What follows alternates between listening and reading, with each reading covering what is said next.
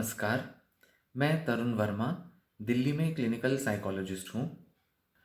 इस वीडियो में मैं आपसे बात करूँगा पैरानोइया के बारे में, मतलब शक करने का जो एक सिम्पटम होता है, लक्षण होता है, उसके बारे में मैं आपसे बात करूँगा और आपको बताऊँगा कि पैरानोइया क्या होता है और इसका इलाज कैसे किया जाता है।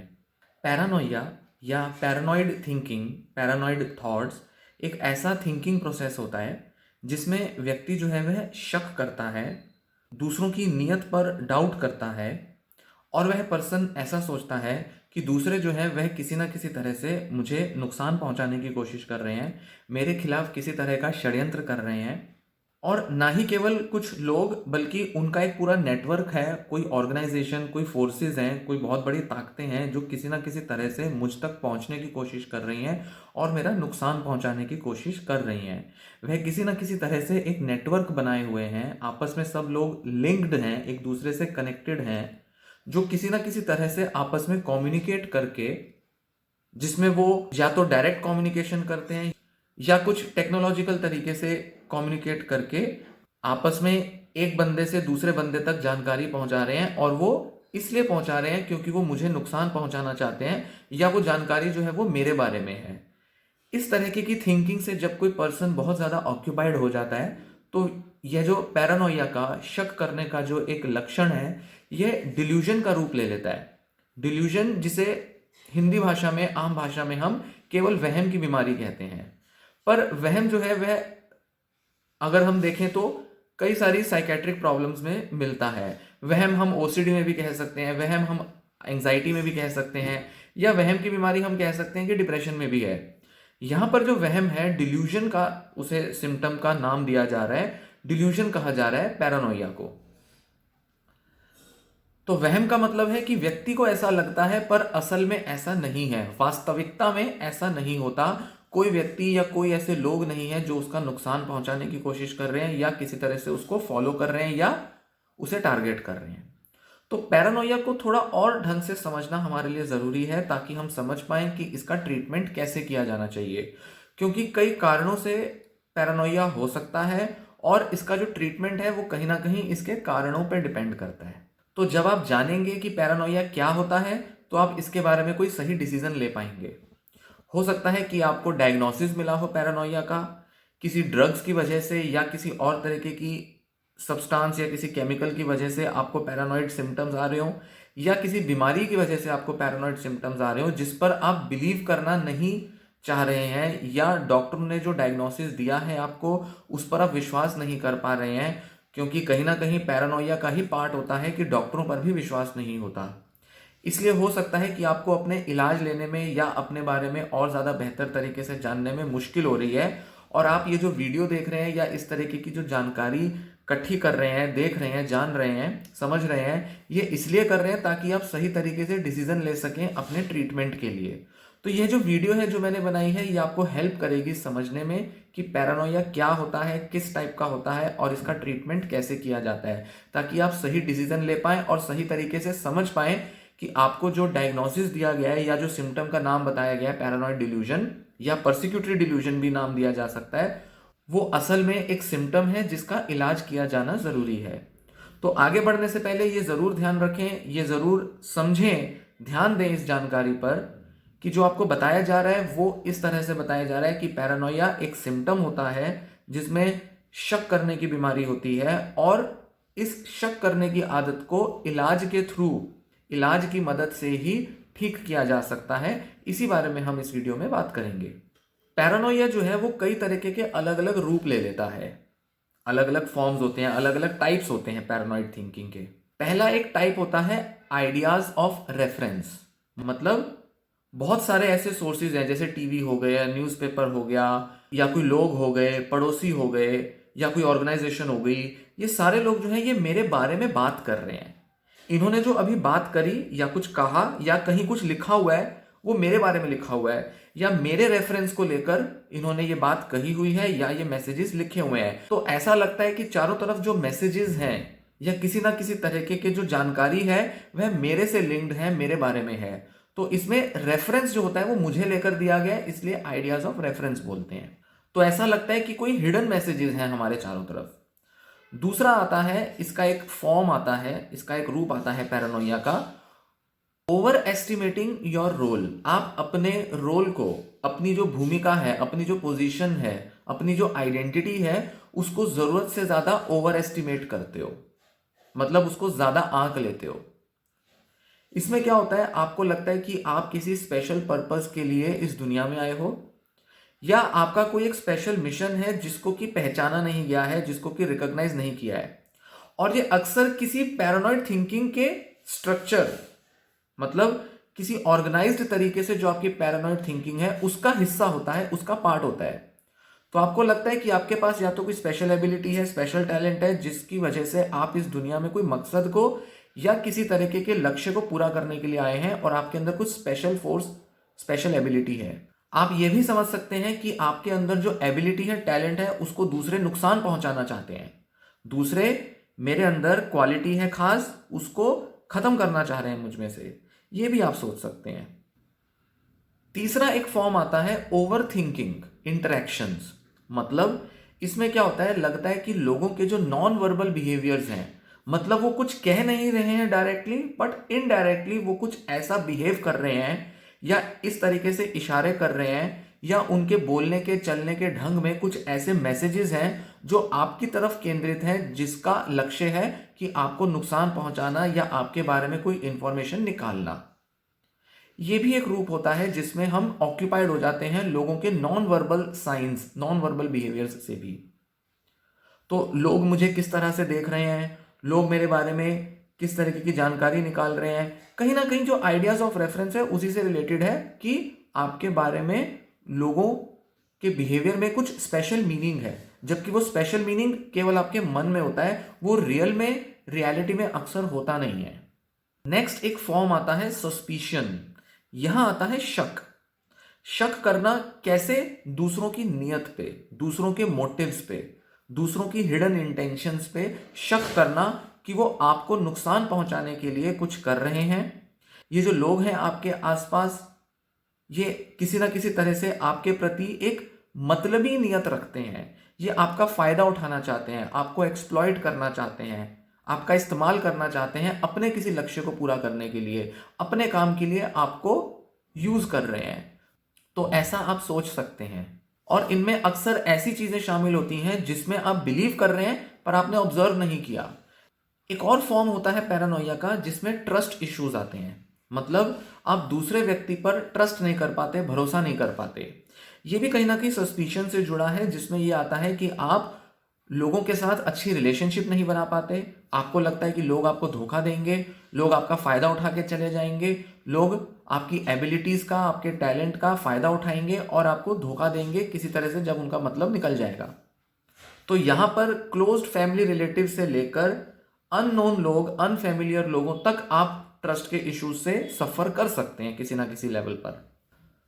तो यहां हम देखते हैं कि ये जो फॉर्म्स हैं पैरानोइया की, ये किस तरह से किसी व्यक्ति को असर डाल सकती हैं, किस तरह से किसी व्यक्ति की लाइफ को प्रभावित कर सकती हैं। जब आप बहुत ज़्यादा इन थॉट से ऑक्यूपाइड हो जाते हो, सारा वक्त आपके मन में केवल यही विचार घूमते रहते हैं, हर जगह जहां भी आप जाते हैं वहां आपको केवल यही लगता है कि आपके बारे में जानकारी निकाली जा रही है, या आपके बारे में कोई मीनिंग है जो यहाँ पर कम्युनिकेट किया जा रहा है, या कुछ स्पेशल मैसेजेस हैं जो कम्युनिकेट हो रहे हैं जिनमें कुछ हिडन मीनिंग है आपके बारे में, या लोग आपका नुकसान पहुंचाने की कोशिश कर रहे हैं, या वो आपका फायदा उठाने की कोशिश कर रहे हैं, या वो आपको धोखा देंगे। इस तरीके की सोच से जब आप अपने सोशल इंटरेक्शंस में पूरी तरह से ऑक्यूपाइड हो जाते हैं, पूरी तरह से इन्हीं बातों पर सोचते रहते हैं, तो कहीं ना कहीं आप बहुत डिस्ट्रेस्ड हो जाते हैं, डिस्टर्ब हो जाते हैं, और आपको उस केस में इलाज की ज़रूरत पड़ सकती है। और भी कई कई तरीके से पैरानोइया जो है वह व्यक्ति को असर डाल सकता है, जिनके बारे में मैं इस वीडियो में फिलहाल बात नहीं करूंगा। जैसे एक होती हैं स्ट्रक्चर्ड डिल्यूजन्स, एक होती हैं अनस्ट्रक्चर्ड डिल्यूजन्स, एक होती हैं बिजार डिल्यूजन्स। तो पैरानोइया कई तरीके से अलग अलग रूप ले सकता है, अलग अलग तरीके से हमारे दिमाग में, सोच में जगह बना सकता है। ट्रीटमेंट जानने से पहले हम पहले ये जानेंगे कि पैरानोइया के कॉजेज क्या होते हैं, कारण क्या होते हैं, क्योंकि ये हमें बताएगा, यह जानने से हमें मदद मिलेगी कि हम ट्रीटमेंट क्या दें, या किस तरह का ट्रीटमेंट जरूरी है या पॉसिबल है, किस तरीके के सिम्टम या फॉर्म के लिए, या किस तरीके की बीमारी के लिए। वैसे तो पैरानॉइड थिंकिंग जो होती है या कहें कि पैरानॉइड फीलिंग्स होती हैं वो बहुत नॉर्मल पार्ट होता है हमारे थिंकिंग का, हमारी लाइफ का। और हम सब कभी ना कभी पैरानॉइड थोड़े बहुत होते ही हैं। किसी ना किसी सिचुएशन में कई बार हम थोड़े पैरानॉइड हो जाते हैं। पर कुछ लोग होते हैं जो ज़्यादा वल्नरेबल होते हैं, जिनमें पैरानॉइड थिंकिंग थोड़ी ज़्यादा होती है। तो जिनमें थोड़ा बाय नेचर ज़्यादा होती है, जिसमें जेनेटिक और कई सारे कॉजेज हो सकते हैं, वे लोग अक्सर डिस्टर्बिंग लेवल तक अपनी पैरानोया को एक्सपीरियंस करते हैं। भले वो ट्रस्ट इश्यूज की वजह से हो या किसी और वजह से हो, वो कहीं ना कहीं बड़े एक्सट्रीम तक जा सकते हैं। और कई बार तो ऐसा होता है कि एक्सट्रीम तक पैरानॉइड थिंकिंग होते हुए भी व्यक्ति को इलाज की कई बार जरूरत ही नहीं पड़ती और कुछ टाइम में वो ठीक भी हो जाती है अपने आप। तो ऐसा भी होता है कई बार। बट अगर हम देखें तो लोगों में पैरानोया की जो थिंकिंग है वो बहुत माइल्ड लेवल से बहुत सीवियर लेवल तक अक्सर पाई जाती है। जैसे इसका अगर हम एग्जाम्पल देखें कि किस तरह से पैरानॉइड थिंकिंग जो है वो हमारे डेली एक्सपीरियंसेस में हमें देखने में आती है। तो जैसे मानिए कि आप कहीं से जा रहे हैं और अचानक से आपको कुछ आवाज़ आती है, तो आपको लग सकता है कि कोई लोग हैं जो आपको फॉलो कर रहे हैं, या कोई भी व्यक्ति हो सकता है, किसी भी टाइप का कोई व्यक्ति हो सकता है जो शायद आपको फॉलो कर रहा हो। ये अक्सर तब होता है जब हमारा कोई रिसेंट आर्ग्यूमेंट या कुछ रिसेंट फाइट हुई होती है किसी के साथ, कोई ऐसा नेगेटिव एक्सपीरियंस हुआ होता है जिसमें हमने बहुत ज़्यादा एंगर को शायद एक्सप्रेस किया होता है और हमें लगता है कि वो लोग जो हैं वो अभी भी हमारे बारे में सोच रहे हैं या कुछ प्लान कर रहे होंगे। तो अचानक से हमारी थिंकिंग में कई बार ऐसा आ जाता है। फिर दूसरा, जब हम बहुत ज़्यादा स्ट्रेस से गुजर रहे हैं तो अक्सर हमें लगता है कि आसपास के लोग जो हैं वो हमारी वैल्यू नहीं कर रहे, वो हमारे को बहुत अंडरमाइन कर रहे हैं, बहुत ही अंडर वैल्यू कर रहे हैं। मतलब वो ज़्यादा परवाह नहीं कर रहे और थोड़ा गलत तरीके से बात कर रहे हैं, थोड़ा रूड हो गए हैं। ऐसा भी अक्सर देखने में आता है। और कई बार ऐसा भी देखने में आता है कि अगर आपको अच्छी नींद ना मिले तो आप इस तरह से स्ट्रेस्ड अप हो सकते हैं कि आपका ब्रेन जो है वो अपनी केमिस्ट्री उसकी चेंज हो जाती है, और जिस वजह से आपको कई बार पैरानॉइड थिंकिंग आ सकती है क्योंकि आप स्ट्रेस में हैं, क्योंकि आपको नींद नहीं मिली। ये भी हो सकता है। तो ये जो रोजमर्रा के जो एक्सपीरियंसेस हैं पैरानॉइड थिंकिंग के, ये ज्यादातर लोगों के लिए बहुत प्रॉब्लमेटिक नहीं होते। जब सिचुएशन या वो जो इंसिडेंट है वो ओवर हो जाता है, निकल जाता है, तो अक्सर इस तरीके की थिंकिंग भी खत्म हो जाती है। और ये बहुत कॉमनली ऐसा ही होता है, ज्यादातर लोगों में ऐसा ही होता है। जब बहुत ज्यादा थ्रेटनिंग सिचुएशन में वो हैं, किसी के साथ लड़ाई हो गई, किसी के साथ आर्ग्यूमेंट हो गया या किसी तरह की बहस हो गई, तो अक्सर ऐसा लगता है कि वो लोग जो हैं वो अभी भी हमारा नुकसान पहुंचाने की कोशिश कर रहे हैं। इसमें आप साइबर बुलिंग भी हो सकती है। हो सकता है कि आप इंटरनेट पर किसी से आपकी बहस हो गई हो और अब आपको लग रहा हो कि वो व्यक्ति जो है वो इंटरनेट से मेरे बारे में इंफॉर्मेशन निकाल के मुझे फॉलो करेगा या किसी को मेरे को मारने के लिए या पीटने के लिए भेजेगा, नुकसान पहुंचाने के लिए भेजेगा। कुछ भी तरीके से आपके मन में पैरानॉइड थिंकिंग डेवलप हो सकती है, पर सिचुएशन के साथ अक्सर चली जाती है थिंकिंग। पर कुछ लोगों में ये जो थिंकिंग है ये अपने आप सिचुएशन के साथ जा नहीं पाती। सिचुएशन बदल जाती है पर पैरानॉइड थिंकिंग बनी रह जाती है। और ऐसे में व्यक्ति जो है वो इस हद तक डिस्टर्ब हो जाता है कि वो न्यूट्रल सिचुएशन में भी किसी ना किसी तरीके का थ्रेटनिंग कंटेंट ढूंढ लेता है, कुछ थ्रेटनिंग मैसेजेस, कुछ खतरे वाले संदेश, मैसेज, हिडन साइंस ढूंढ लेता है। तब ये प्रॉब्लमेटिक हो जाती है जब सिचुएशन के जाने के बाद भी व्यक्ति उस बारे में सोचता रहता है। और ना ही केवल एक्सटर्नल सिचुएशंस में, घर से बाहर, घर के अंदर भी सोचता रहता है। घर के अंदर भी उसे लगता है कि उसे फॉलो किया जा रहा है, जैसे कि सीसीटीवी कैमरे लगवा रखे हैं मेरे को जो फॉलो कर रहे हैं, या किसी तरीके से जो मेरे घर के लोग हैं वो भी इसमें इन्वॉल्व हो गए हैं। मेरा जो खाना है जो बाहर से आ रहा है, या जो कोरियर सर्विस में जो कोरियर देने आ रहा है कोई व्यक्ति, वो भी शायद किसी तरीके का कुछ ऐसा सब्सटेंस लेकर आ रहा है या कुछ ऐसा मैसेज लेकर आ रहा है जिससे कि पता चल रहा है कि वो भी कहीं ना कहीं इस षड्यंत्र के अंदर इन्वॉल्व है। तो ऐसे बहुत ज्यादा बढ़ जाते हैं ये पैरानॉइड सिम्टम्स कई बार, जिसकी वजह से पर्सन जो है वो बहुत डिस्ट्रेस्ड हो जाता है, बहुत परेशान हो जाता है और उसे इलाज की जरूरत पड़ती है। अक्सर ऐसा दो कंडीशंस में होता है, जब या तो मेंटल हेल्थ के इश्यूज चल रहे हो, मेंटल इलनेस हो रही हो, या जब ड्रग यूज हो, किसी तरीके का ड्रग लिया हो, ड्रग के इम्पैक्ट में भी इस तरह से पैरानॉइड थिंकिंग आ जाती है कि वो अपने आप जा नहीं पाती। ड्रग हमारी ब्रेन केमिस्ट्री को इस तरह से चेंज कर देता है कि हमारी वो जो ब्रेन केमिस्ट्री जब चेंज हो जाती है तो वो अपने आप तो क्योर नहीं हो पाती, या अगर हम ड्रग्स लेते रहें तो वो वैसे भी क्योर नहीं हो पाएगी, ब्रेन केमिस्ट्री चेंज नहीं हो पाएगी, बिगड़ जाएगी ब्रेन केमिस्ट्री, और इस वजह से पैरानॉइड थिंकिंग आ जाती है। तो बहुत सारी ऐसी मेंटल हेल्थ कंडीशंस हैं, मेंटल इलनेसेस हैं जिसमें पैरानोया मिलता है, जैसे schizophrenia, schizo affective disorder, bipolar disorder, delusional disorder.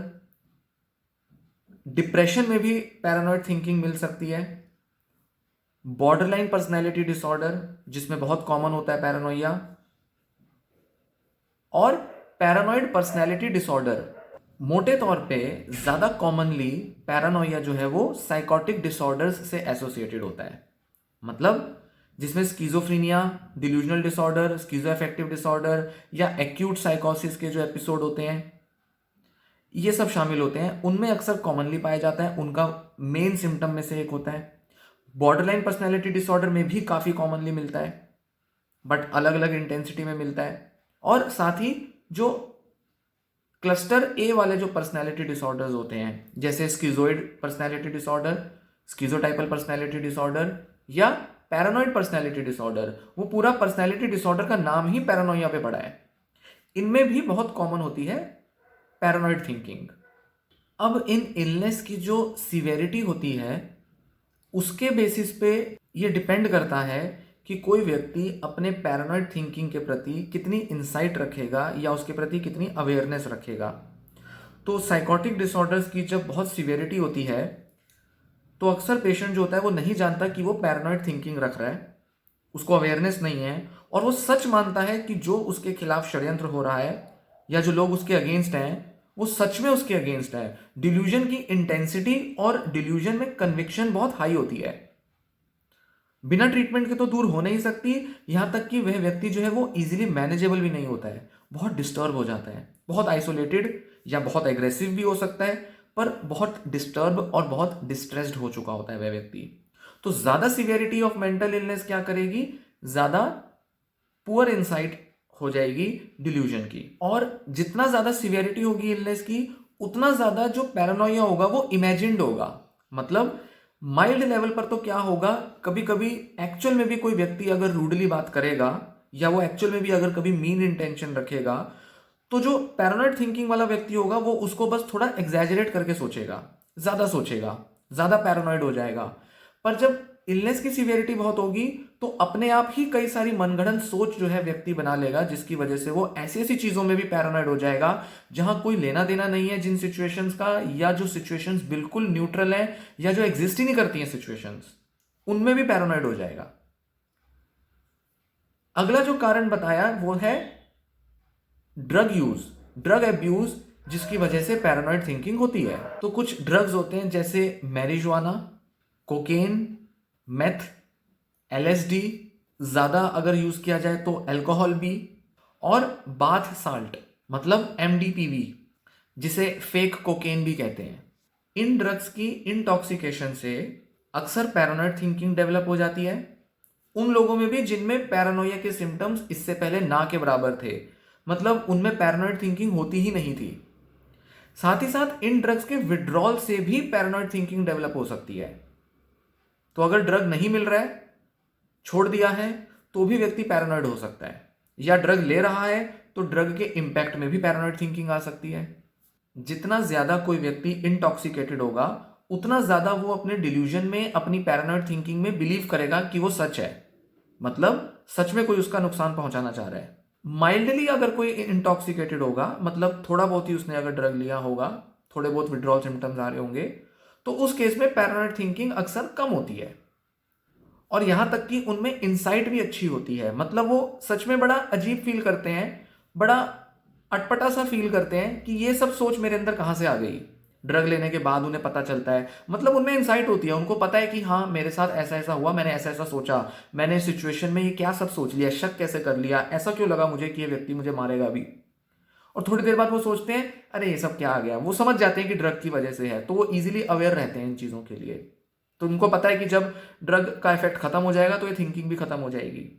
वो बहुत ज़्यादा परेशान भी नहीं होते इन थॉट्स की वजह से और कभी एक्ट भी नहीं करते इन थॉट्स पर। ऐसा नहीं है कि सच में उन्हें लगे कि कोई मुझे मारने आ रहा है तो उसे लड़ें, पर जब ज़्यादा ड्रग लिया होता है तो इस हद तक व्यक्ति इस ड्रग के इम्पैक्ट में पैरानॉइड हो जाता है कि वे अक्सर वायलेंट भी हो सकते हैं, मारपीट भी कर सकते हैं, क्योंकि वो अपना सेल्फ डिफेंस कर रहे होते हैं, वो खुद को बचा रहे होते हैं। खुद को बचाने के चक्कर में कि कोई मुझे मारने ना आए, कोई मुझे मार रहा है तो मैं अपने को बचाऊं, तो इस चक्कर में वो वायलेंट हो जाते हैं कि इससे पहले कि सामने वाला कुछ करे मैं अपना बचाव करता हूं और मारता हूं इसको। तो इस वजह से वो शाउट करेंगे, आर्ग्यू करेंगे, चीखेंगे, मारेंगे, पीटेंगे, हाथापाई करेंगे, या किसी टूल का, किसी औजार का भी इस्तेमाल कर सकते हैं, किसी वेपन का भी इस्तेमाल कर सकते हैं।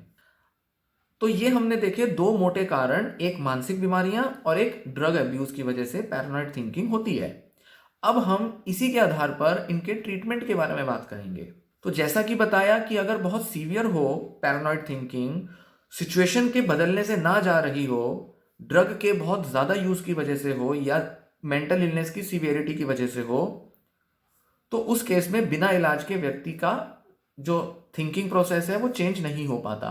व्यक्ति जो है वह पैरानॉइड थिंकिंग से दूर नहीं हो पाता, उसको दूर नहीं कर पाता। उस केस में इलाज की ज़रूरत होती ही है।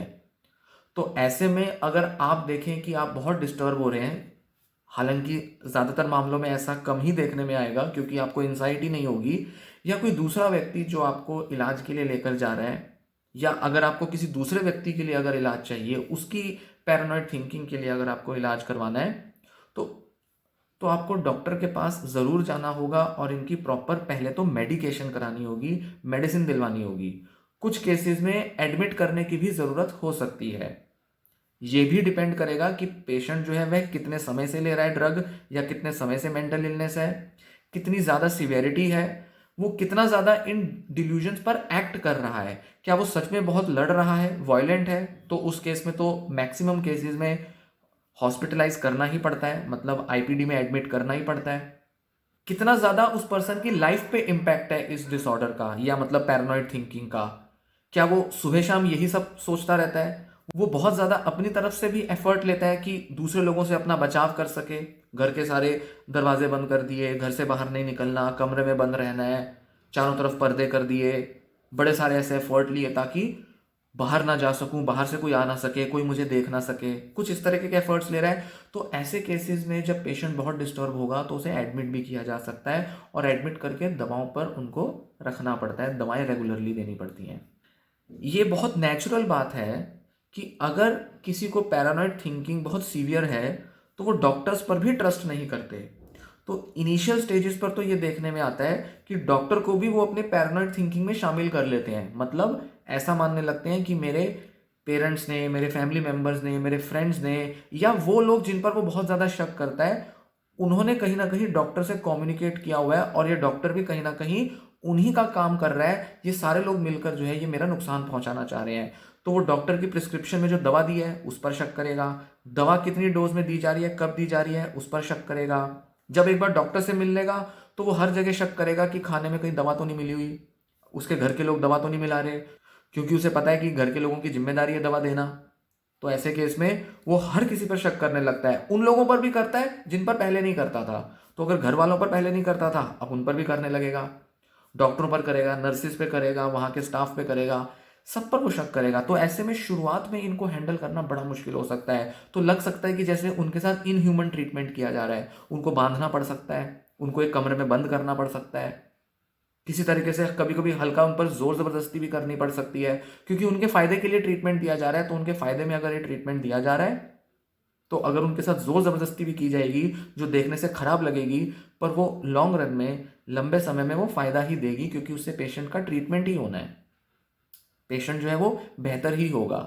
तो ऐसे में अगर आप अपना इलाज लेना चाह रहे हैं, या आपने अपना इलाज लिया है और आपको लगा है कि डॉक्टर्स पर भरोसा करना मुश्किल है, तो ध्यान रखें कि डॉक्टर्स आपके अच्छे के लिए ही सोच रहे हैं, अच्छे के लिए ही आपको ट्रीटमेंट दे रहे हैं। हालांकि मेरे ये कहने से शायद बहुत ज़्यादा इम्पैक्ट ना पड़े अगर आपको अभी बहुत ज़्यादा डिल्यूजन आ रही है तो, या अभी रिसेंट कुछ ऐसा एक्सपीरियंस हुआ है आपका जिसमें आपको डॉक्टर्स पर शक हुआ है, डाउट हुआ है, या हो रहा है अभी भी। पर डॉक्टर्स जो है वो आपके फ़ायदे के लिए ही आपके वर्क कर रहे हैं, आपको फ़ायदा पहुंचाना चाहते हैं, आपको ठीक करना चाहते हैं, इसलिए वो दवा दे रहे हैं आपको ताकि आप बेहतर हो जाओ और आपकी ये पैरानॉइड थिंकिंग दूर हो जाए। यही तो दूर करना चाहते हैं वो इन दवाओं से या एडमिट करके। तो डॉक्टर जो है वो आपके बीमारी के, मतलब पैरानॉइड थिंकिंग के कॉज को पहले पता करेगा, वो ड्रग्स की वजह से है, स्किज़ोफ्रेनिया की वजह से है, या पैरानॉइड पर्सनैलिटी की वजह से है, डिल्यूजनल डिसऑर्डर है, या क्या है, एक्यूट केस है या कैसा है, वो पहले चेक करेगा। उसके बाद एसेस करने के बाद इंटरव्यूइंग करेंगे, क्वेश्चंस पूछेंगे फैमिली मेम्बर से, फ्रेंड से, जो भी है उनसे सवाल करेंगे, ड्रग्स कौन से लिए, कब से ले रहे हो, किस तरह के ले रहे हो, सब वो पूछेंगे, सब चेक करेंगे। उसके बाद वो आपको दवा देंगे उसके अनुसार। तो ड्रग के इम्पैक्ट को डिटॉक्स करने के लिए भी दवा दी जा सकती है, और पैरानॉइड थिंकिंग को क्योर करने के लिए भी दवा अलग से दी जा सकती है। तो उसके लिए एंटीसाइकोटिक होगी, और ड्रग के लिए जो दवा दे रहे हैं वो अलग होगी। और कई बार तो ऐसा होता है कि ड्रग के इंटॉक्सिकेशन को दूर करने के लिए जो दवा दी जाती है उसी से पैरानॉइड थिंकिंग पर भी असर आ जाता है, क्योंकि जब ड्रग की अंदर से टॉक्सिक इफेक्ट जो है वो दूर होगा तो पैरानॉइड थिंकिंग भी कई बार उससे भी चली जाती है।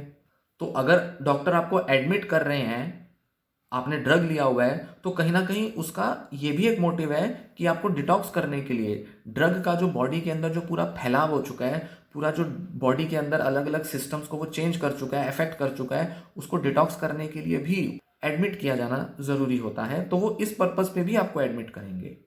इसके पीछे ये भी एक रीज़न होता है कि अगर आपको वो दवा लेकर घर भेज दें और कहीं की लेते रहना, तो होगा क्या, आप ड्रग भी कहीं ना कहीं लेते रहोगे। जो आप ड्रग ले रहे थे, मैरिजुआना या जो भी आप ले रहे हैं, तो होगा क्या, उस ड्रग की वजह से जो इम्पैक्ट है वो तो जाएगा नहीं, दवा का असर आएगा नहीं। और कई बार क्या होता है कि ड्रग लेने की वजह से आपकी मेंटल हेल्थ प्रॉब्लम्स और ज़्यादा बढ़ जाते हैं, जिसकी वजह से आपकी कॉम्प्लायंस जो है मेडिसिन पर वो कम हो जाती है। तो आपकी पैरानॉइड थिंकिंग जो है वो बनी रह जाएंगी, ड्रग का इम्पैक्ट आपका बना रह जाएगा और दवा भी असर नहीं लाएगी, और इस वजह से और फर्दर प्रॉब्लम्स आपको हो जाएंगी। इसलिए एडमिट करना ज़रूरी होता है ऐसे केस में। और साथ ही साथ क्योंकि ड्रग्स की वजह से और भी कई सारी मेंटल हेल्थ इश्यूज आपको हो रहे होंगे, जैसे पैरानॉइड थिंकिंग तो एक सिम्टम हुआ, इसके अलावा हो सकता है कि आप में एंगर बहुत ज़्यादा है, या हो सकता है डिप्रेशन बहुत ज़्यादा आ रहा है, या हो सकता है कि एंग्जाइटी बहुत ज़्यादा है। तो उन इश्यूज़ के लिए भी तो दवा दी जाएगी आपको, वो भी दी जा सकती है। तो इस तरह से आपका ट्रीटमेंट जो है वो आगे बढ़ेगा, जिसमें अलग अलग सिम्टम्स और अलग अलग कॉजेज की वजह से ट्रीटमेंट दिया जाएगा, दवा दी जाएगी।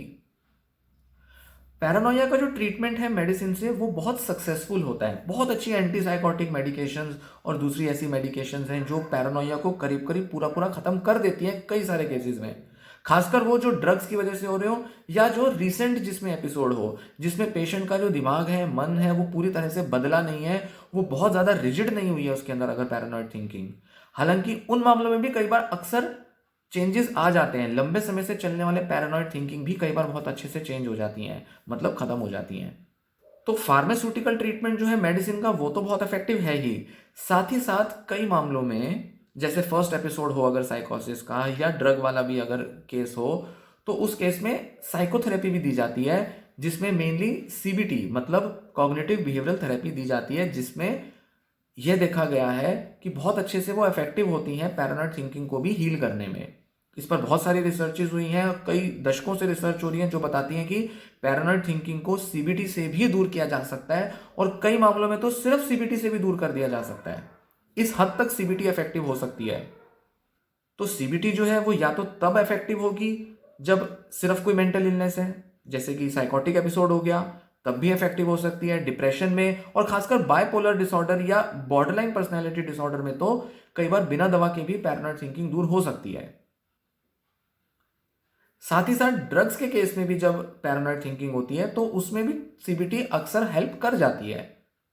हालांकि जो मेन लाइन ट्रीटमेंट जो होता है वो पहले दवाएं ही होता है। तो इनिशियली पहले कोई भी डॉक्टर या कोई भी साइकोलॉजिस्ट पहले थेरेपी नहीं देगा, पहले काउंसलिंग या थेरेपी को रिकमेंड नहीं करेंगे, पहले दवा ही लेनी पड़ेगी। पर कई बार ऐसे पेशेंट भी देखने में आते हैं, खासकर जिनको पर्सनैलिटी प्रॉब्लम्स होती हैं, जैसे कि बॉर्डरलाइन पर्सनैलिटी हो गया या पैरानॉइड पर्सनैलिटी डिसऑर्डर हो गया, वो दवाएं नहीं लेना चाहते, तो उनको सिर्फ थेरेपी से भी हम कोशिश कर सकते हैं ट्रीट करने की। जितना ठीक हो जाए उतना अच्छा है, नहीं तो बाद में दवा दी जा सकती है। तो ये थी पूरी जानकारी पैरानॉइड थिंकिंग के बारे में। उम्मीद है ये जानकारी आपको पसंद आई होगी, ये आपके काम आएगी और आप इससे लाभ लेंगे और सही डिसीजन, सही निर्णय लेंगे अपने ट्रीटमेंट के लिए या अपने किसी फैमिली मेम्बर के ट्रीटमेंट के लिए। ये वीडियो आपको पसंद आई हो, लाइक करें, साथ ही साथ कमेंट करें। अगर आपका कोई सुझाव हो या आपका कोई क्वेश्चन हो, मैं उसका रिप्लाई दूंगा, आंसर करूंगा। ये वीडियो शेयर करें किसी ऐसे व्यक्ति के साथ जिसको इस जानकारी की ज़रूरत हो सकती है, जिसके लिए ये जानकारी हेल्पफुल हो सकती है। सोशल मीडिया पर भी शेयर करें ताकि और लोगों को भी देखने को मिले, जानने को मिले। साथ ही साथ अगर आपने चैनल सब्सक्राइब नहीं किया है अभी तक, तो ये चैनल ज़रूर सब्सक्राइब करें, क्योंकि मैं ऐसी बहुत सारी वीडियोस बनाता हूँ जिसमें आपकी जानकारी के लिए, आपकी हेल्प के लिए, आपको जो मैं जानकारी दे रहा हूँ वो आपके लिए कई लेवल तक हेल्पफुल होगी और आपके ट्रीटमेंट में और आपके आगे जो अपनी पर्सनल ग्रोथ है उसमें बहुत हेल्पफुल होंगी। आपको वो जानकारी मिलती रहेगी उन वीडियोज़ के बारे में। धन्यवाद।